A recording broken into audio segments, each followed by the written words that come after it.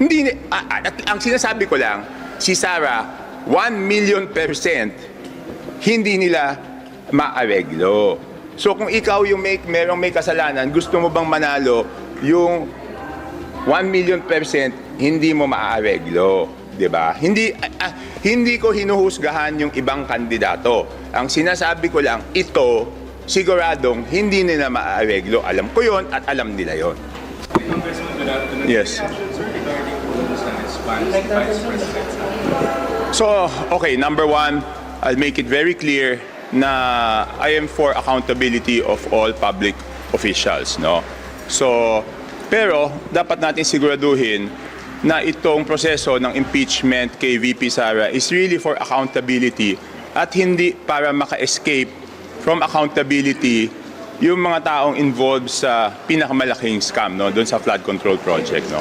So, yun yung akin, no, na baka naman kaya lang nila gusto ma-impeach si VP Sara dahil natatakot sila sa posibilidad na maging presidente siya, at kung maging presidente siya, kung sa ngayon nakakalusot sila at hindi pa sila napapanagot doon sa kanilang mga kasalanan, sa tingin nila hindi sila makakalusot kay VP Sara. So we have to make sure of that, no? Kasi ngayon wala pa silang napapanagot. So isip nila kung si VP Sara manalo, siguradong papanagutin sila. So let's make sure about that, no? Sumunod, nakita ko yung reply at uulitin ko kasi pag may sinabi akong favorable sa isang partido, sasabihin DDS ako. Hindi po ako DDS.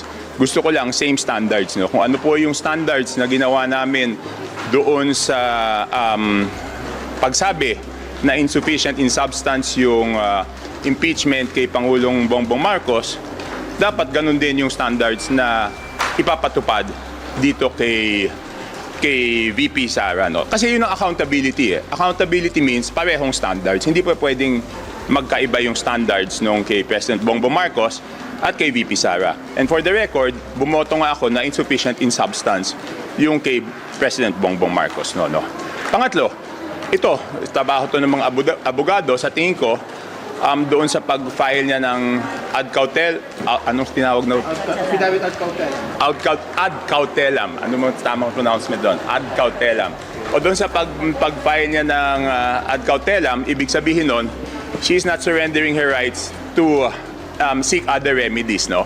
So, mukhang, baka, no? Hindi ko alam kung anong plano nila kasi ad cautelam, baka questionin nila sa Supreme Court yung due process, tsaka yung base doon sa kaniyang reply, baka ang questionin doon is yung 1-year ban, yung due process, at yung kung parehong standards ba ang ginamit doon sa impeachment kay President Bongbong Marcos at saka sa kanya. So yun ang tingin kong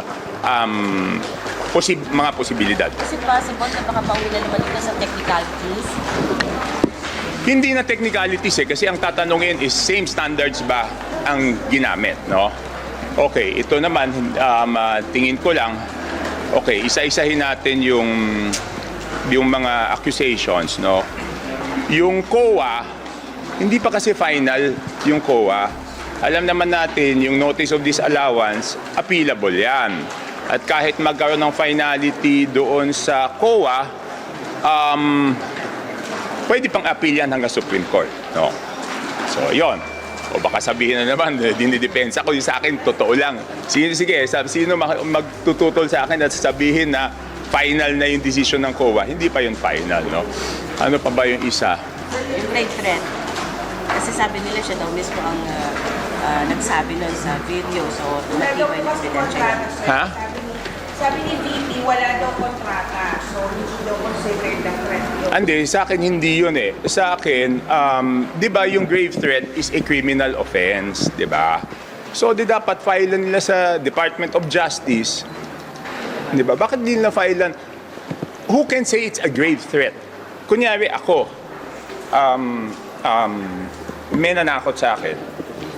Pwede bang siya ang magsabi na grave threat yun? Di ba ako lang magsasabi if I was gravely threatened or not anyone else, di ba? Di ba sa criminal case ang magpa-file ng grave threats, kung sino yung tinakot. Di dapat kung sino yung tinakot, sila yung nag-file ng grave threats. Tsaka para sa akin sa DOJ yan eh. Because sasabihin lang, ano yan, saan ba tatama yung grave threats? So ibig sabihin, betrayal of public trust? But more than the betrayal of public trust, the grave threats is a criminal offense, di ba? Bakit hindi siya panagutin criminally for that offense? Hindi, walang immunity. Ang may immunity from suit, yun na nga, buti sinabi mo, Bernard. Because yan ang difference nung presidente at vice president. Ang president is immune from suit habang siya ay presidente. Ang vice president is not immune from suit. So, dapat doon nila final doon sa DOJ. Ano pa ba? Yung SALN, alam mo yung SALN, napaka-ipokrito naman ng Kongreso. Hindi pa nga rini-release yung SALN ng mga congressman. Nakuha niyo ba SALN? Ako rinelease ko. O di ba, yun nga ang stonewalling eh. Ayaw nilang i-release.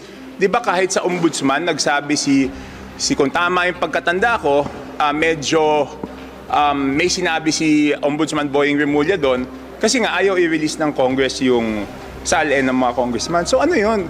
I mean, that's the height of hypocrisy. Inaakusahan mo yung isang tao na may problema yung SALN, pero mga congressman, hindi ako kasi ako naglabas ako ng SALN, tumatago sa technicality. Meron ba naman yung SALN kailangan pang aprobahan sa plenaryo? Nakasulat nga sa SALN, doon nga pinirmahan mo yung SALN, kaya nga SALN yan. Dapat ilabas yan. So bakit ayaw ilabas yung SALN ng Congress, di ba? So sa akin doon lang ko sa tama. I will not be swayed by those who are pro-BBM. I will not be swayed by those who are pro-Sara. Basta ako, kahit ano sabihin nila, gagawin ko kung ano yung sa tingin kong tama. Sir, yung sa threat lang, kasi may video po si Vice Hindi sa akin nga, again. May tinawagan na. Yes, okay, sa akin, hindi, it's explicit. It's explicit. You don't consider that a threat? No, if it's a threat, then whoever is threatened should be the one to file the case doon sa Department of Justice for grave threats, di ba? Yun ang sinasabi ko. Impeachment, sir, is quasi-judicial. Hindi siya strictly criminal. Oo, pero Strictly criminal ang requirement. kung yung Ng impeachment proceedings, hindi siya proof-real. yes, pero kung yung mismong tinakot, hindi nag-file ba yung mga tinakot? I don't know kung nag-file sila. Yes, sir. Nag-ano po yung NBI. Ha? Nag-investigate lang NBI. Oh, so ano naging resulta ng though quasi judicial yung Congress, anong resulta ng investigasyon ng NBI? Dapat siguro ilabas nila, 'di ba? Kung, ano man sabi niyo dun sa parang threat ni na Puno et al. Na Hindi, okay, isa pa yung kay Madriaga. Kay Madriaga, wala namang ebidensya, 'di ba? 'Di ba ang sinasabi ko lang, kung nag-rule yung Committee on Justice na walang ebidensya doon sa kay President Bongbong Marcos, dapat same standards lang ang gamitin natin. Di ba? Kasi ang problema dito, we cannot... Okay, maging totoo tayo sa lahat ng sinasabi. Alam ko, madami ayaw kay VP Sara. Madami takot kay VP Sara na maging presidente. Pero we cannot impose our fear or our will on her kasi may bumoto sa kanya eh. Di ba, bakit hindi natin patakbuhin sa eleksyon? Tapos magdesisyon yung tao, di ba? Bakit natin i-impose yan, di ba? kung do you think po ba itong impeachment case na to are all motivated kasi nga 32 million ang bumoto kay VP Sara and parang they're scared of that mandate na baka dumagdag pa or ma-retain yung mandate niya as president. No, for me, it's not that eh. I sincerely believe that doon sa mga nag-file, I sincerely believe and respect na may mga nag-file doon out of principio, no? Naniniwala sila it's an impeachable offense. I respect that. Rinerespeto ko yung grupo ng Makabayan, rinerespeto ko yung grupo nila Kiko D na yun sa kanila prinsipyo, di ba? Naniniwala ako prinsipyo nila yon. Pero yung mga kasamahan ko sa Congress, aminin natin na yung iba dyan, takot sila na maupo si Sara kasi mananagot sila. Ngayon hindi pa sila nananagot eh. Di ba? Aminin natin yan. Di ba yung 18 Marines? O yung 18 Marines, Di ba dati pag may sinabi ka tungkol sa Congress at hindi totoo, dinagalit yung mga congressman, pinatawag yung 18 Marines. Bakit ngayon takot silang patawag yung 18 Marines? Di ba? Hindi ko sinasabing lahat ng sinasabi ng 18 Marines ay totoo. Hindi ko sinasabing may sinasabi silang hindi totoo. Pero bakit hindi nila pinapatawag? Di ba? Hindi ba? Kung, At alam ko, merong mga totoo doon. Yung iba, medyo hindi ko sure kung totoo, pero alam ko may mga totoo doon. So, ay pag ano na, sa tamang panahon. ayun, may tama. Sa tamang panahon. Kung mapapatawag ang 18 Marines po ba, ipatawag, would you be willing to testify to corroborate some of their... No, first of all, gusto ko sabi ko nga yung iba doon, totoo. Merong mga naka-ano doon na hindi pa ako convinced na totoo yun. Di ba? Merong mga statements doon na hindi ako convinced na totoo. So, busy lang ngayon. Inaano ko lang kung alin yung alam kong totoo. Tapos sineseparate ko yung mga nahan doon na sa tingin hindi ako kumbinsido na totoo. Tapos saka ako pag-aralan during the break. Ngayon, yung totoo na nakita mo, ano yun? ay, hindi, tsaka ikaw naman. Titanong ko nga. But do you believe na Duterte nasa likod ng 89 Marines? Hindi ko alam kung sino nasa likod eh. Ganun nga eh. Because sa akin, hindi ko tinitingnan kung sino yung nasa likod eh. Sa akin, kung ano yung totoo yan kahit sino nasa likod. Kung hindi totoo, hindi yan totoo kahit sino nasa likod. Diba? Para sa akin, ganun lang kasimple. Yun. Ano yung kay Sec Puno? Ayun, sinabi kasi ni Secretary ni Congressman Puno na... Ay, sorry. Sanay kasi ako sa tawaging Sec Puno eh. na Kasi nade-delay daw yung mga projects daw ng mga congressman kasi daw na FLR daw yung mga budget na yung FLR daw sa DPM yung 2026 budget. hindi, totoo yun. Totoo yun. Naka-FLR. Sa district namin, as of 2 weeks ago, wala pang na-award. At ang sabi, ipabid short of award. Ibig sabihin, talagang walang saro. No? But I've never complained about that because sa akin, kung ano yung prosesong dapat pagdaanan para hindi na maulit yung mga anomalya noong nakaraan at kailangan ipatupad ng pantay-pantay sa buong Pilipinas kahit doon sa mga lugar na walang problema, okay sa akin yan. No? Walang problema eh. Kasi ang pinaka-importante, wag na maulit yung mga problema nung nakaraan. So kahit yung mga distrito na wala namang problema, na-delay, wala tayong magagawa eh. If it's, kung yan ang kailangan nating pagdaanan. Pero kung kasi yung grupo ni na Congressman Puno, yung NUP, parang they're threatening to bolt out of the majority kasi nga raw, parang hindi na nagagawa ni Speaker yung kanyang ginagawa to mollify the Congress, especially na sa mga delay sa budget. What's your take on it? Ibig sabihin, kakalas sila sa majority Possibly. because of the... Okay, isa-isa na. May nasabi siya doon na yung mga dapat inaasikaso sila ay inuna yung sarili, di ba? Nakita ko yun. Totoo naman yun. Di ba? Yung part na yun, totoo naman yun. Next, ano yung isa? Saka, well, yung parang hindi raw, hindi nila na-feel yung leadership ni Speaker Boji. Ako kaibigan ko si Boji, napakabait niya. Pero, pasensya na Speaker, hindi rin ako masaya dahil lahat ng mga nandun sa previous speaker, yung pa rin na nakapaligid sa kanya. Isa lang ang nadala niya, si SDS Dinan. So how can he make the reforms that he wants to do kung wala naman siyang nadala? Di ba?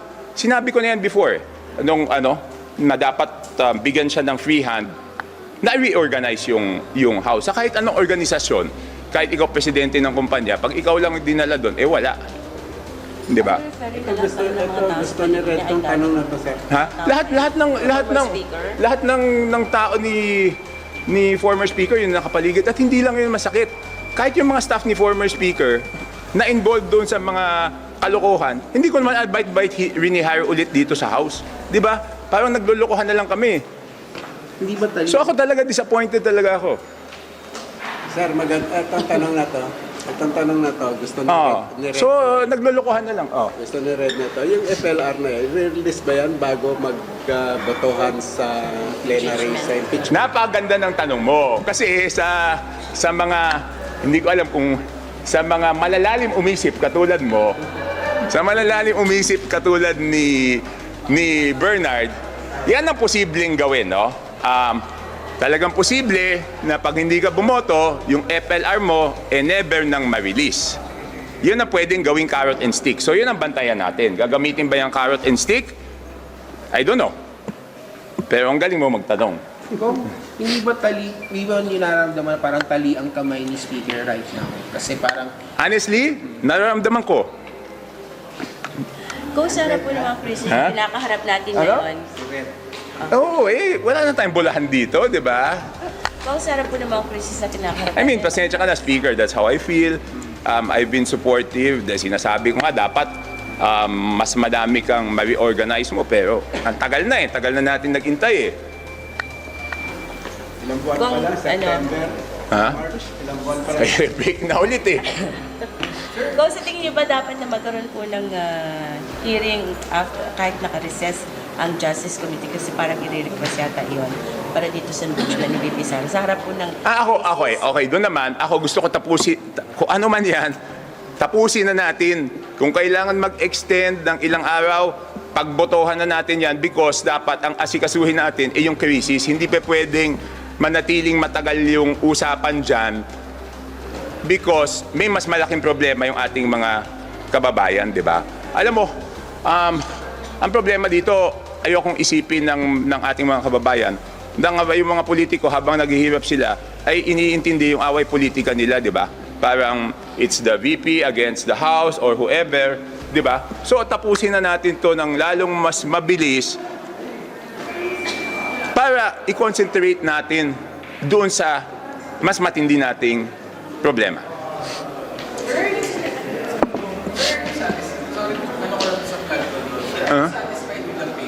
No, not satisfied. I am disappointed, frustrated, disgusted.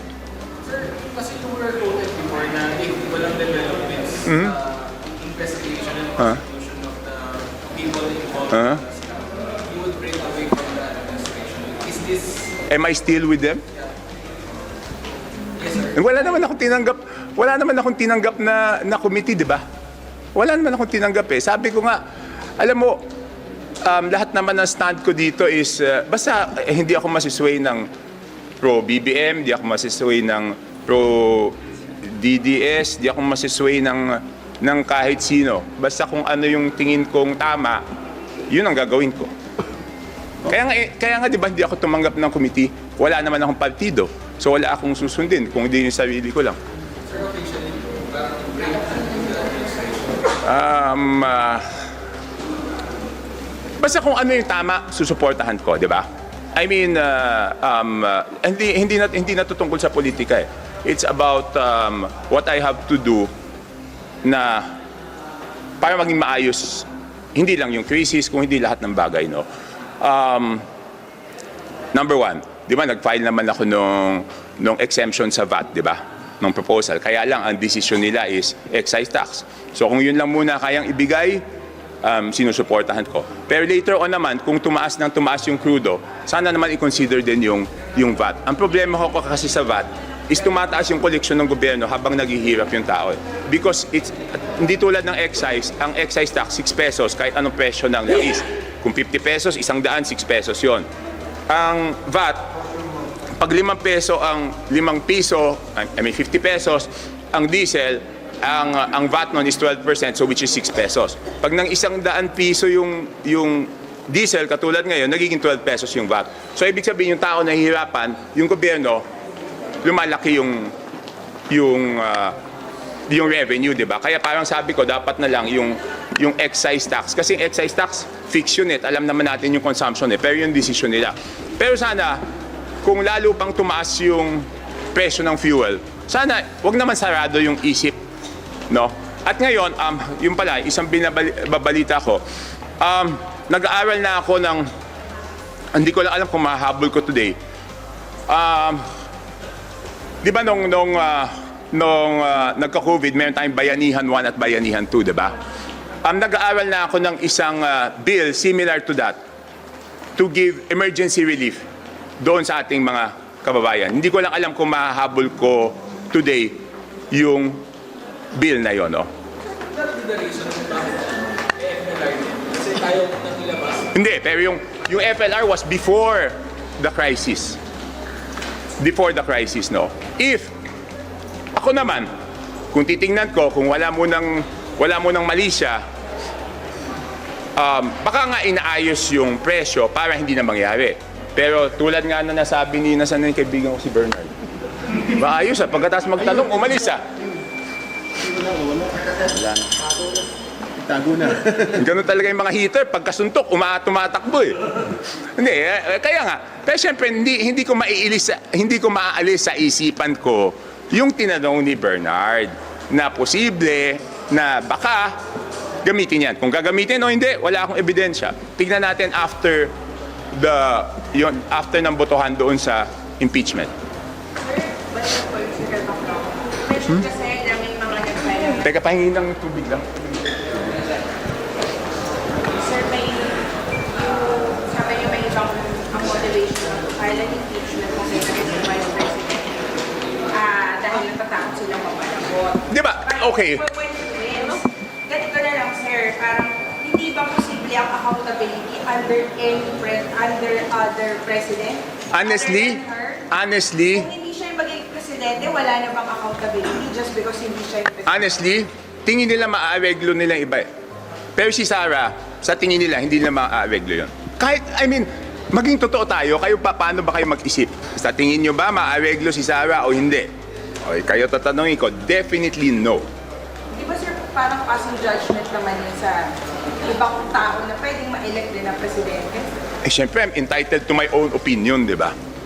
Opinion ko yun eh. Kahit kayo naman, may opinion kayo eh. Di ba kaya nga tinatanong ko, binabalik ko sa tao.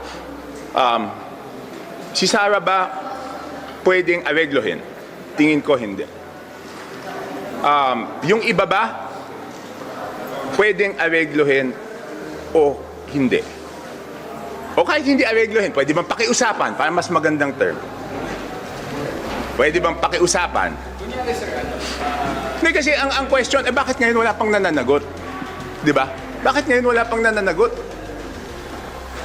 kunyari lang, sir, kunyari lang, or for example, Erwin Tulfo, yung mga medyo na matutunan, do you think pwede silang na-regulate or usapan?